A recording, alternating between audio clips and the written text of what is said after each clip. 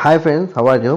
ఈరోజు మనం ఈ వీడియోలో మన భారతదేశ స్టాక్ ఎక్స్చేంజీల మీద విదేశీ బ్యాంకుల యొక్క ప్రభావం ఏ విధంగా ఉంటుందో క్లియర్ కట్గా ఈ వీడియోలో మాట్లాడుకునే ప్రయత్నం చేద్దాం. ఇంతకుముందుకు వీడియోలో స్టాక్ మార్కెట్ల మీద ఆర్బీఐ ప్రభావం ఏ విధంగా ఉంటుందో ఇంతకుముందుకు ఒక వీడియో చేసిన, ఆ వీడియో చూడాలనుకునే వాళ్ళు డిస్క్రిప్షన్లో లింక్ ఇస్తాను, ఒకసారి ఆ వీడియో కూడా చూసే ప్రయత్నం చేయండి. ఇక్కడ మనకి విదేశీ బ్యాంకులకు సంబంధించి అంటే ఇక్కడ అమెరికా మరియు ఫ్రాన్స్ ఇలాంటి అగ్రరాజ్యాల దేశాలకు సంబంధించిన బ్యాంకులతో పాటు విదేశీ బ్యాంకుల యొక్క ప్రభావం మన భారతదేశ స్టాక్ ఎక్స్చేంజ్ల మీద పడుతుంది. అది ఎలా అంటే, విదేశీ బ్యాంకులు అప్పుడప్పుడు మన ఆర్బీఐ బ్యాంకుల లాగానే వాటి యొక్క వడ్డీ రేట్లని ప్రకటిస్తుంటాయి.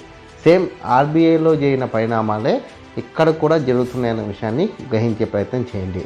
అంటే ఇక్కడ మన భారతదేశంలో ఆర్బీఐ సవరించిన వడ్డీ రేట్లతో ప్రభావం ఏ విధంగా ఉంటుందో విదేశీ బ్యాంకులు కూడా వడ్డీ రేట్లు సవరించినప్పుడు మన భారత స్టాక్ మార్కెట్ అనేవి ప్రభావం అవుతున్నాయి.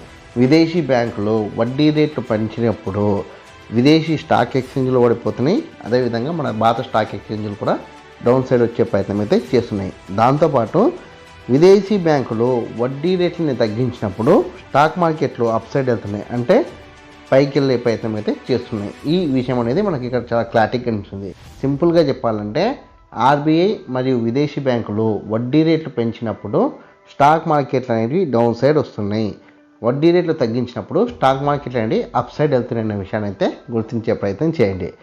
కానీ ఇక్కడ మనం గ్రహించాల్సిన చిన్న విషయం ఏంటంటే, ఆర్బీఐ ప్రకటించే వడ్డీ రేట్ల కన్నా విదేశీ బ్యాంకులు వడ్డీ రేట్లు ప్రకటించినప్పుడే మన భారతదేశ స్టాక్ ఎక్స్చేంజీలు ఎక్కువ మొత్తంలో ప్రభావితం అవుతున్నాయన్న విషయాన్ని గుర్తించే ప్రయత్నం చేయండి.